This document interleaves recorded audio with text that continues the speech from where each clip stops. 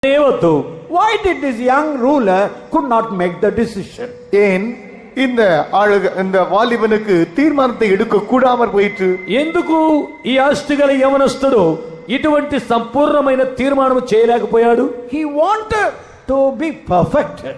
இவனோ பூர்ணமாக இருக்க வேண்டும் என்று, பூர்ணமடைய வேண்டும் என்று வாஞ்சித்தான். అతడైతే పరిపూర్ణతను పొందవాలని కోరాడు. But he had a love for riches.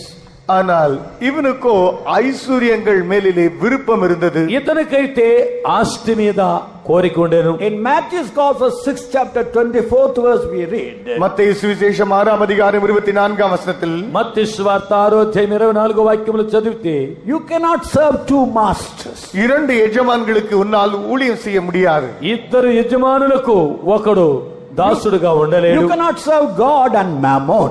நீ தேவனுக்கும் உலக பொருட்களுக்கும் நீ ஊழியம் செய்ய முடியாது. నీవు దేవునికి